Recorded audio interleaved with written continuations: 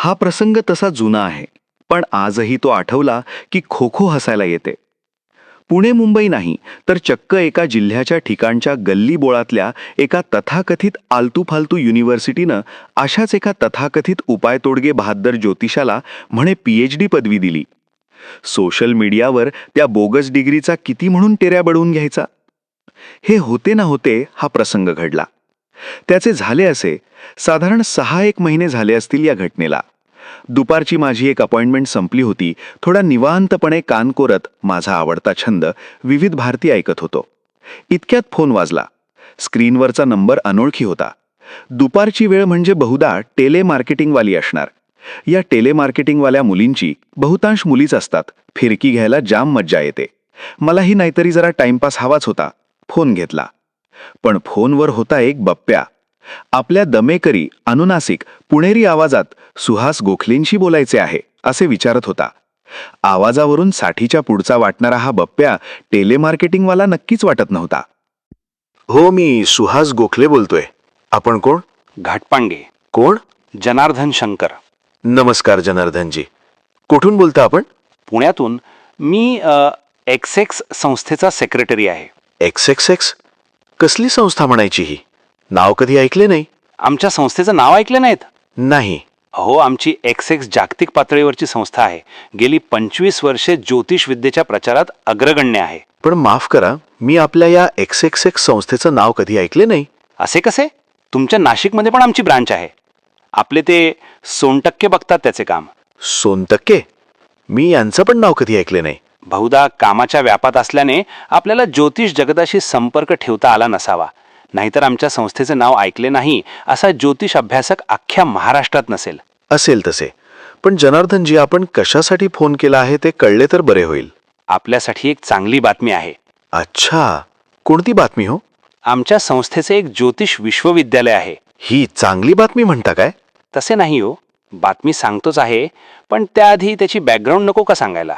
अहो, काय चालवले आहे? बॅकग्राऊंड काय, ज्योतिष विश्वविद्यालय काय, माझ्या काही लक्षात येत नाहीये. अहो, विश्वविद्यालय म्हणजे युनिव्हर्सिटी. तुमची एक युनिव्हर्सिटी आहे? हो, अभिमत विश्वविद्यालय, डीम्ड युनिव्हर्सिटी. आहात कुठे? इथे नाशिकमध्येच की? तसे नाही हो, आमची एवढी विश्वविख्यात युनिव्हर्सिटी आपल्याला माहिती नाही याचे आश्चर्य वाटले. अहो, मला कसे माहिती असणार? कामाच्या व्यापात असल्याने मला ज्योतिष जगताशी संपर्क ठेवता येत नाही ना. आपणच म्हणालात ना मगाशी. अहो, ते आपले. ते जाऊ द्या. आधी ती चांगली बातमी का काय म्हणत होतात ते सांगा ना. तेच तर सांगतोय ना. आमच्या विश्वविख्यात युनिव्हर्सिटीच्या माध्यमातून गेली 10 वर्षे आम्ही विद्यादानाचे पवित्र काम अगदी निष्ठेने पार पाडत आहोत. अरे वा, चांगलेच की. धन्यवाद. पण जनार्दनजी, अजून आपण फोन कशासाठी केला आहे ते सांगितले नाहीत. सांगतो ना. त्याचे काय आहे, ज्योतिषशास्त्राचा प्रसार करणे, संशोधन करणे, नव्या पिढीचे ज्योतिषी तयार करणे, झालेच तर वास्तुशास्त्र, साधना, उपासना अशा ज्योतिषशास्त्राला पूरक गोष्टींचा समन्वय साधणे असे बरेच प्रकल्प आम्ही चालवत असतो. याचाच एक भाग म्हणून ज्योतिषशास्त्राचा प्रचार करणाऱ्या, ह्या शास्त्रात संशोधन करणाऱ्या ज्योतिर्वेदांचे कौतुक करणे, त्यांची पाठ थोपटणे, त्यांच्या कार्याला मान्यता देणे, विद्वानांच्या पसंतीची मोहर उमटवणे असे पण काम असतेच. हे सगळे माझ्या डोक्यावरून जात आहे जनार्दनजी. जरा समजेल अशा भाषेत सांगाल काय? अहो, ऐका तर खरे. ह्या वर्षी आम्ही तुमची निवड ज्योतिष महामहोपाध्याय किंवा ज्योतिष विद्या वाचस्पती पदवीसाठी केली आहे. आहे ना खुशखबर? अहो, मी साधा ज्योतिष प्रवीण सुद्धा नाही, आणि तुम्ही मला एकदम ज्योतिष महामहोपाध्याय आणि ज्योतिष विद्या वाचस्पती असल्या उच्च पदव्या देताय. दोन्ही पदव्या नाही मिळणार. संस्थेच्या नियमानुसार ज्योतिष महामहोपाध्याय किंवा ज्योतिष विद्या वाचस्पती ह्यातली एकच मिळेल. चॉईस तुमचा. अरे वा, या चॉईस पण आहे का? केवळ एक उत्सुकता म्हणून विचारतो, राग म्हणू नका. पण या ज्योतिष महामहोपाध्याय आणि ज्योतिष विद्या वाचस्पतीमध्ये नेमका फरक काय असतो हो? तसा फरक काहीच नाही. महामहोपाध्याय जरा जुन्या पद्धतीची ट्रेडिशनल पदवी आहे. विद्या वाचस्पती जरा मॉडर्न आहे, इतकेच. दोन्ही पदव्या PhD समकक्ष आहेत, म्हणजे आपल्याला आपल्या नावाआधी डॉक्टर असे नामाभिधान वापरता येईल. बाकी चॉईस तुमचा. ते ठीक, पण या असल्या मोठ्या पदव्यांसाठी माझी निवड कशी काय केली? आणि मुळात मी तुमच्याशी या संदर्भात कधी संपर्क पण केलेला नाही. अहो, कस्तुरीचा सुगंध असा थोडाच लपून राहणार. कस्तुरी? तुमचे ह्या क्षेत्रातले योगदान. माझे कसले आले हे योगदान? अहो, असे कसे म्हणता? तुमचे ब्लॉगवरचे लेखन केवढे मोठे योगदान आहे. त्या लिखाणाला तुम्ही योगदान म्हणता? काहीच्या काही बोलताय राव तुम्ही. सुहासजी, हा आपला विनय आहे. आम्ही तुमचे ब्लॉग्स नियमित वाचतो बरे का. तुम्ही फार चांगले अभ्यासपूर्ण लिहिता. आजकाल असले लिखाण वाचायला मिळत नाही. आपल्याला कल्पना नाही, पण बाहेर आपले लिखाण खूप लोकप्रिय आहे. अहो कसले लोकप्रिय. एवढे मर राबून लिहिलेले कोणी वाचत नाही, हीच तर माझी तक्रार आहे केव्हापासूनची. एकदा का तुमच्या नावाच्या आधी ज्योतिष महामहोपाध्याय किंवा ज्योतिष विद्या वाचस्पती असे काही नामाभिधान लागले की बघा वाचक संख्या कशी वेगाने वाढते. ते ठीक आहे, पण मला अजून लक्षात येत नाही. ब्लॉगवर हलके फुलके लिखाण करणाऱ्या, नाशिकसारख्या मागासलेल्या आदिवासी मुलखात राहणाऱ्या माझ्यासारख्या एका भुरट्या ज्योतिषाला एकदम ज्योतिष महामहोपाध्याय आणि ज्योतिष विद्या वाचस्पतीसारख्या पदवीला पात्र कसं काय ठरवलेत? तुमचा दर्जा आहेच तसा. तुम्हाला माहिती असेलच, तुमच्यासारखे दर्जेदार लेखन असलेला दुसरा मराठी ब्लॉग नाही. अहो पण माझे लेखन बरे असले तरी ते काही संशोधन नाही की फार खोलात जाऊन केलेले विवरण नाही. मला आपले जे सुचत गेले ते लिहित गेलो. तसे पाहिले तर जरासा उथळपणाच आहे माझ्या लेखनात. अहो तुम्ही किती नवीन विषय हाताळले आहेत. मुद्देसूद केस स्टडीज आहेत, जातकांचे अनुभव आहेत, पत्रिकेचा मानसशास्त्रीय अंगाने विचार करता तुम्ही. हे एक प्रकारचे संशोधनच आहे ना. संशोधनात्मक लेखन यापेक्षा बरेच वेगळे असते. बरोबर, पण काळजी नको, आम्ही सगळी व्यवस्था करतो. कसली व्यवस्था? मी समजलो नाही. सांगतो ना. आपण काय करू, तुम्ही ब्लॉगवर लिहिलेले सर्व लेख सुसूत्रपणे एकत्र करू. 201 पानांचा मजकूर होईलच ना. हो. झालेच तर मग तोच तुमचा PhDचा प्रबंध समजायचा. काय त्याला ज्योतिषशास्त्राचा मानसशास्त्रीय अंगाने विचार असे काहीतरी भारदस्त नाव देऊ म्हणजे झाले. हा असला प्रबंध? अहो बोलून चालून PhDचा प्रबंध तो असाच असतो. नंतर कोण वाचणार आहे. आमच्या संस्थेत असे बरेच प्रबंध धूळ खात पडलेत. त्या लाईनीत मला पण बसवता? अहो मी जरा अलंकारिक अर्थाने बोललो हो. ते काहीही असले तरी मला बरोबर वाटत नाही. तुम्ही फक्त हो म्हणा, आमची अकॅडमिक टीम सगळे सांभाळेल. छे, हे असले काही पटत नाही मला. तुमचा गैरसमज होतोय. काही झाले तरी PhDचा थिसिस त्याला आम्ही योग्य तो न्याय देणारच की. तुमच्यासाठी एखादा तज्ज्ञ नामांकित मार्गदर्शक म्हणजे गाईड असेल, त्यांच्या देखरेखीखाली तुमच्या थिसिसचे काम होणार. आणि शेवटी आमची प्रबंध स्वीकृती समिती असतेच ना. मोठे मोठे नामांकित ज्योतिर्विद असतात या समितीवर. ते पण थिसिस तपासूनच मान्यता देणार ना. ते गाईडचं काय म्हणालात? हो, प्रत्येक PhDच्या विद्यार्थ्याला एक गाईड असावाच लागतो. संस्थेचा नियमच आहे तसा. आता हा गाईड कोठे भेटेल? म्हणजे मीच कोणाला भेटून गाईड व्हा अशी गळ घालायची का? नाही, तुम्हाला कोणतेही कष्ट पडणार नाहीत. आमचे गाईड्सचे एक पॅनल असते, त्यातलीच एखादी तज्ज्ञ व्यक्ती तुम्हाला गाईड करेल. तुमचा पाश्चात्य ज्योतिषाचा मोठा अभ्यास आहे. आपले लेखन पण त्याच अंगाने जाणारे आहे. त्याचा विचार करता तुम्हाला आमचे हार्दणकर सर गाईड म्हणून योग्य होतील. एकदम फिट्ट. हार्दणकरांचा पाश्चात्य ज्योतिषाचा दांडगा अभ्यास आहे बरे का. आम्ही त्यांना कौतुकाने सायनाचार्य म्हणतो. शिवाय ते पण नाशिकातच असल्याने तुम्हाला भेटणे बोलणे सोपे जाईल. तुमचे हे सायणाचार्य हरदणकर म्हणजे YYY केटरिंगवाले का? इथल्या लोकल पेपरात जाहिरात असते त्यांची रोज.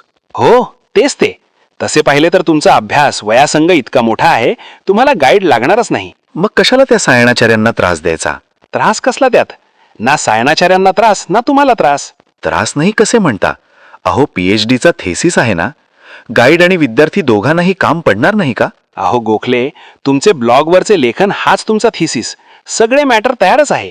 आपण फक्त ते एकत्रित करून किरकोळ एडिटिंग करायचे, काही पत्रिकांचे स्क्रीनशॉट्स टाकायचे. आमच्याकडे आधीच तयार असलेली संदर्भ ग्रंथांची मोठी सूची आहे, ती शेवटी चिकटवायची. झाला तयार थिसिस. आमच्या अकॅडमिक टीमची प्राजक्ता आहे ना, सध्या SYBA करतीये. एकदम स्मार्ट आहे. ती हे काम करून देईल. No tension. असा बनतो का प्रबंध? कमाल आहे. पण ह्या सगळ्यात त्या सायणाचार्यांचे काम काय? तसा सायनाचार्यांना देखील कुठला वेळ गाईड करायला आणि प्रबंध तपासायला.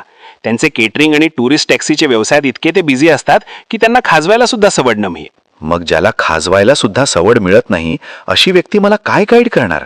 अहो ती फक्त फॉर्मॅलिटी आहे. त्याचे काय आहे गोखले, आमची आंतरराष्ट्रीय पातळीवरची युनिव्हर्सिटी आहे. पदवी देताना काही निकष लावायला नको का? काही औपचारिकता असते, ती पाळावीच लागते ना. नाहीतर उद्या लोक म्हणतील, बघा हे अशाच पदव्या वाटतायत. आम्हालाही आमचा दर्जा सांभाळायचा असतो ना. हा असा? अहो अशा मानाच्या पदवीसाठी तुमची निवड केली ह्यातच आमचा दर्जा समजतो ना. बाकी गाईड वगैरे संस्थेच्या नियमांचे पालन करायचे म्हणून आपल्याला गाईड शिवाय जरी पदवी द्यायला कोणाचीही हरकत असणार नाही. पण मग तसा अनिष्ट प्रथा पडायला नको म्हणून आपले शास्त्र म्हणून गाईड दाखवायचा, बाकी काही नाही. लक्षात आले का तुमच्या मी काय म्हणतोय ते? चांगलेच लक्षात आले. येत्या विजयादशमीच्या समारंभात आम्ही आपल्याला ज्योतिष महामहोपाध्याय किंवा ज्योतिष विद्या वाचस्पती पदवीने सन्मानित करू. अरे वा, झटपट काम दिसतंय तुमचे. झटपट वगैरे काही नाही. असे बघा, तुमचे लेखन तयारच आहे, त्यामुळे प्रबंध लिहिण्यात वेळ जाणार नाही. तुमचे गाईड सायनाचार्य, ते काय डोळे झाकून सही करतील, आणि सायनाचार्यांची सही आहे म्हटल्यावर आमची प्रबंध स्वीकृती समिती पण फारशी खळखळ करणार नाही. सगळी नुसती फॉर्मॅलिटीज दिसते नाही का? मग विजयादशमीचा समारंभ देखील खरा का तीही आपली फॉर्मॅलिटीच आहे? छे छे, असे कसे होईल? अहो, आमचा पदवीदान समारंभ एक कौतुक सोहळा असतो दरवर्षीचा. मोठे मोठे नामांकित माननीय प्रमुख पाहुणे म्हणून असतात. यावर्षी आपले ते WW आहेत ना, त्यांनी यायचे कबूल केले आहे. त्यांना नाही जमले तर आपले नेहमीचे TT आहेतच. गेल्या वर्षी ते PP पाहुणे होते. त्याच्या आदल्या वर्षी मुंबईचे DD प्रमुख अतिथी होते. अरे वा, तर काय, तुमचा एकदम जंगी सत्कार होणार.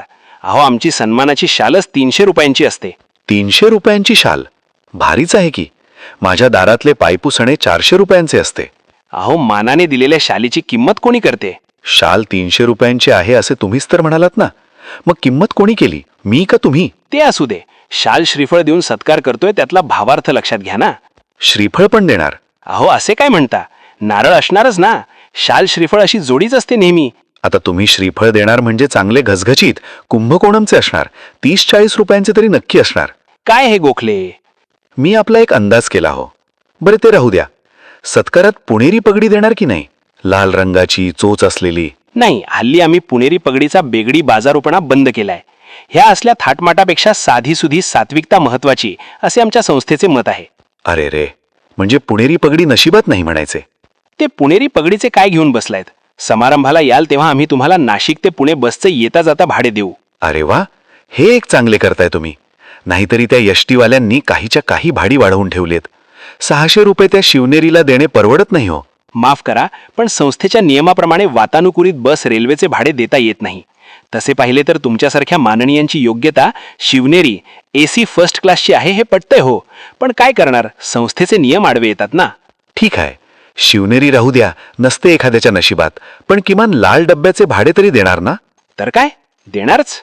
आणि रिक्षा भाडे? रिक्षा? अहो, शिवाजीनगराहून तुमच्या संस्थेपर्यंत येणार कसा? तुमचा भावी ज्योतिष महामहोपाध्याय, ज्योतिष विद्या वाचस्पती असा तंगडेतोड करत चालत आलेला बरोबर दिसणार नाही. त्याचे काय गोखले, आम्ही स्थानिक म्हणजे लोकल प्रवासाचा भाडे खर्च देत नाही.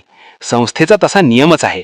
आता आपण सन्माननीय अतिथी स्पेशल केस म्हणून फूल ना फुलाची पाकळी स्वरूप ₹51 वाट खर्च म्हणून देऊ. त्यात बसवा काय तो रिक्षा खर्च. राहू द्या, इतकी मेहरबानी कशाला? मी स्वखर्चाने संस्थेच्या दारात येतो. झालेच तर मग मी आपला होकार पक्का समजू. आमच्या किवळे मॅडम तुम्हाला नक्की किती रक्कम संस्थेत भरायची ते ईमेल पाठवून सविस्तरपणे कळवतीलच. आता या किवळे मॅडम कोण आणि कसली रक्कम, मला समजले नाही. किवळे मॅडम आमच्या कुलसचिव आहेत. हिसेबाचे सगळे काम त्याच बघतात. कुलसचिव? अरे हो, तुमची युनिव्हर्सिटी आहे नाही का? मग कुलसचिव पाहिजेच. पण कसला हिशेब म्हणताय तुम्ही? त्याचे काय गोखले, आपल्याला आमच्या संस्थेचे प्राथमिक सदस्यत्व घ्यावे लागेल. त्याची वर्गणी. ते काय असते? प्राथमिक सदस्यत्व घेतले की तुम्ही आमच्या संस्थेच्या परिवारातले घटक बनता. किती वर्गणी असते या सदस्यत्वाची? तशी आमची वार्षिक ₹301 असते, पण आम्ही तुम्हाला आजीवन सदस्य करून घेत आहोत. त्याचे तुम्ही एकदाच ₹2501 भरायचे, म्हणजे दरवर्षी सभासद वर्गणी भरायची कटकट नाही. पण हे सदस्यत्व घेतल्याचा मला काय फायदा? फायदे बरेच आहेत. एकदा का तुम्ही संस्थेच्या परिवारात दाखल झालात की समजेलच. म्हणजे बघा, संस्थेच्या कार्यक्रमात आपल्याला बसायला पहिल्या काही रांगात आरक्षित जागा असेल. समारंभाच्या प्रमुख पाहुण्यांशी तुमची ओळख करून दिली जाईल. आणि कार्यक्रम संपल्यानंतर चहा, चिवडा, केळं, बिस्कुट? नाही, चहा, चिवडा आणि केळं फक्त विशेष सभासदांसाठीच असते. म्हणजे मला नाही? नाही, चहा, चिवडा आणि केळं फक्त विशेष सभासदांसाठीच दिले जाते. आपण पण विशेष सभासद होऊ शकता. वार्षिक ₹1001 किंवा आजीवन विशेष सभासदत्वर फक्त ₹7001. क्या बात है. का हो, संस्थेचा आश्रयदाता अशी कोणती कॅटेगरी असते का? हो, आहे तर. ₹21,100 एकदाच भरून आपण संस्थेचे आश्रयदाता बनू शकता. मग आश्रयदात्यांना समारंभानंतर चहा, चिवडा, केळासोबत नारळाची बर्फी पण देत असाल ना? नारळाची बर्फी? चिवडा केळाच्या बरोबर बरी लागते. बाकी नारळाची बर्फी कोणाची असते? चितळे, काका हलवाई, घोडके, पाटणकर, वैद्य की कोथरूडच्या जोगळेकर काकूंची? काय साहेब, हे विनोद चांगला करता आपण. नशीब लवकर लक्षात आले. गोखले, आता तुम्ही हिशेबाचे विचारलेत म्हणून जरा कल्पना देतो.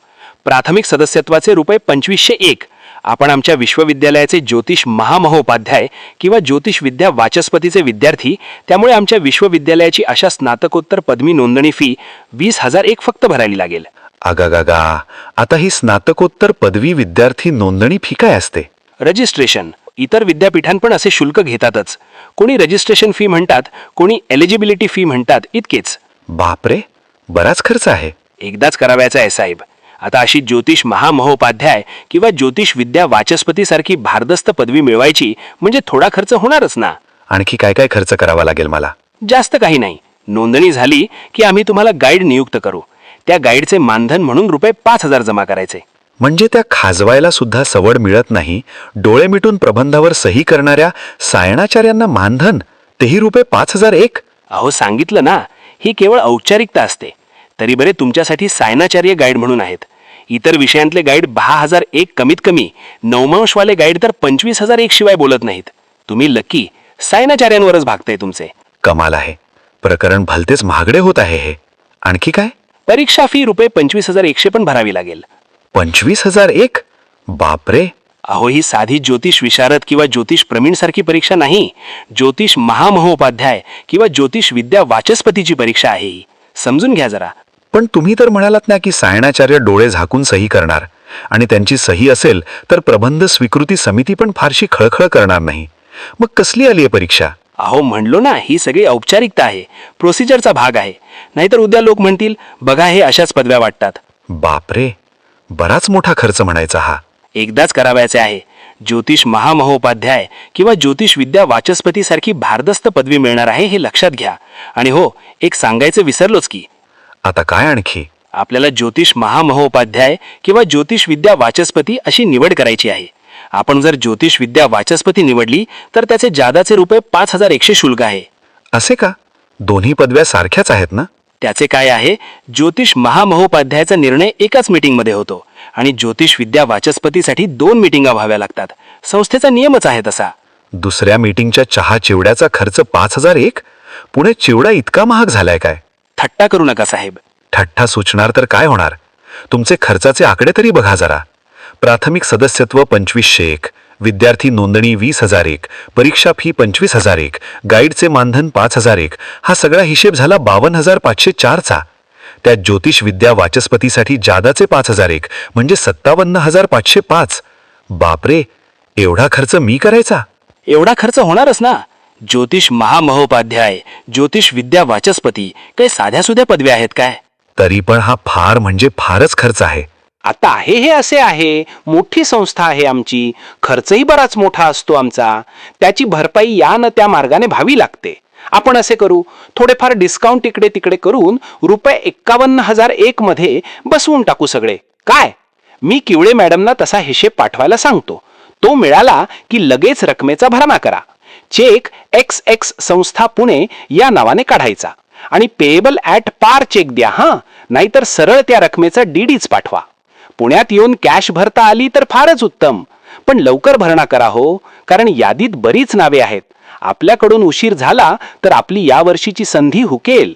थांबा जरा, इतकी गडबड कशाला? त्याचं काय आहे, माझा स्वभाव पडलाय थोडासा संशयी आणि ॲनालिटिकल. आपण माझे लेखन वाचले आहे म्हणता म्हणजे आपल्याला थोडीफार कल्पना असेलच. हो. तेव्हा ऐका आता. तुमची ही संस्था माहिती नाही असे मी आधी म्हणालो होतो, ते केवळ तुमची फिरकी घ्यायला बरं का जनार्दन शंकर घाटपांडे. प्रत्यक्षात मला ही तुमची संस्था, ते टिनपाट विश्वविद्यालय चांगले माहिती आहे.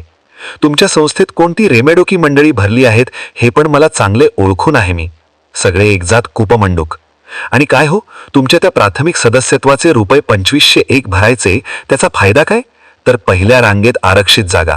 अहो, वर्षात इनमीन 2 फालतू कार्यक्रम करणारी तुमची संस्था 4 रिकामटेकडे पेन्शनर सोडले तरी काळे कुत्रे फिरकत नाही तुमच्या कार्यक्रमाला.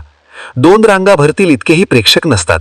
कसली पहिली रांग घेऊन बसलायत? असे नाही हो. नाही काय, मला माहिती आहे ना. आणि प्राथमिक सदस्यत्वाचा दुसरा लाभ काय म्हणालात? हो, आठवले. कार्यक्रम संपल्यानंतर सन्माननीय अतिथींशी ओळख, असाच ना? कोणाला पाहिजेत या असल्या लोकांच्या ओळखी? हे तुमचे सन्माननीय अतिथी अमृततुल्यचा चहा तोही दोघात एक घेत, कुचाळक्या करत, दुसऱ्या ज्योतिषांची निंदा नालस्ती करत गावभर उंडारत असतात. ज्योतिषात जोडाक्षरयुक्त शब्द नीट उच्चारता येतो हेच यांचे एकमेव कर्तृत्व. रवी शुक्र प्रयोग शुभ असतो हे यांचे ज्ञान. मगाशी तुम्ही ज्यांची नावे घेतली त्यातले एक महाशय रोज संध्याकाळी पिऊन टाईट होऊन पडलेले असतात आणि दुसरे बाप कमाईवर बाया नाचवतात. जग जाहीर आहे हो हे, तरीही ते तुमचे माननीय काय? यांच्याशी ओळख हा माझा सभासत्व घेतल्याचा फायदा काय? अहो, आम्ही त्या लोकांचे ज्योतिष विषयातले कर्तृत्व पाहतो, त्यांच्या खासगी आयुष्यात कशाला डोकवायचे? अहो, पण माननीय म्हणून बोलावताना त्या व्यक्तीचे चारित्र्य तपासायला नको? उद्या तुम्ही दाऊद इब्राहिमला बोलवाल माननीय म्हणून, गेला बाजार पप्पू कलानी. अहो, काहीतरीच काय बोलताय गोखले? योग्य तेच बोलतो आहे. सभासद फी काय, नोंदणी फी काय, गाईड फी काय, चौफेर लुटालूट चालवली आहेत तुम्ही. अहो गोखले, जरा विचार करा.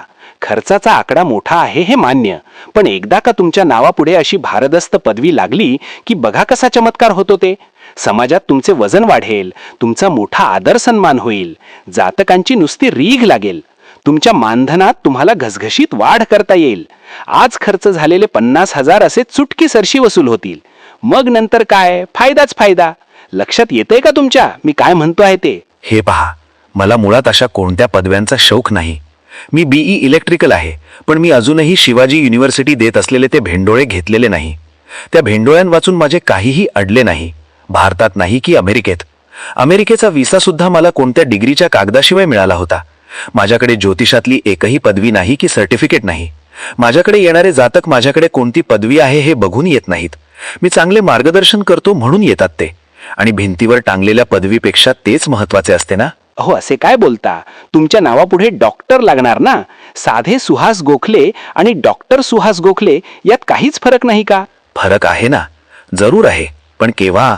जेव्हा मी ही पदवी खरीखुऱ्या संशोधन करून, कडक चाचणी परीक्षा उत्तीर्ण होऊन, कष्टाने, मेहनतीने आणि प्रामाणिकपणे मिळवेन. आम्ही ही परीक्षा घेतोच की. ही अशी? माझ्या ब्लॉगवर केलेले हलके फुलके लिखाण तुम्ही पीएचडीचा थेसिस म्हणून स्वीकारणार? केटरिंग आणि टुरिस्ट टॅक्सीच्या व्यवसायात खाजवायला सुद्धा सवड मिळत नाही अशी व्यक्ती माझा गाईड? मी स्क्रीनशॉट पाठवले तरी चालतील. त्यावर तुमचे ते गाईड नामक बुजगावणे प्रबंध न वाचता डोळे झाकून सही करणार, आणि नंतर तुमची ती रिकाम टेकडी 4 टाकळी मीटिंगमध्ये माझे पैसे जमा झाले याची खात्री केल्यानंतर त्या तथाकथित प्रबंधास मान्यता देणार.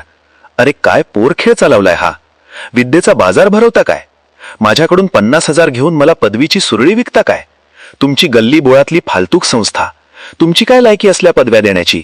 आणि असल्या पदव्यांना त्या ज्या कागदावर छापले आहे त्या कागदा इतकी तरी किंमत आहे का बाजारात? हे पहा गोखले, आपला मोठा गैरसमज होतो आहे. अहो, पैसे देऊन पदव्या देणाऱ्यातले नाही आम्ही. आत्तापर्यंत आम्ही सन्मानित केलेल्यांची यादी पाठवतो तुम्हाला. ते लोक असे पैसे देऊन पदवी स्वीकारतील असे वाटते का तुम्हाला? अहो, वाटायला कशाला पाहिजे? तुम्ही जो हिशेब सांगता आहात त्यावरूनच सगळे स्पष्ट होत आहे ना. ना थेसिस, ना गाईड, ना परीक्षा. पैसे मोजा आणि पदवी घ्या. आणि समजा वादासाठी मी पैसे मोजून पदवी घ्यायची ठरवले तर मी तुमच्याकडे कशाला येईन हो? अरे गल्ली बोळातली फालकूत संस्था तुमची. त्याला ना शासन मान्यता ना समाज मान्यता. संस्था कसली? कुचाळक्या करणाऱ्यांचे एक टोळकं आहे हे. नाव ज्योतिषशास्त्राचे, बाकी सगळं भंकच. अहो, काय हे भलतच.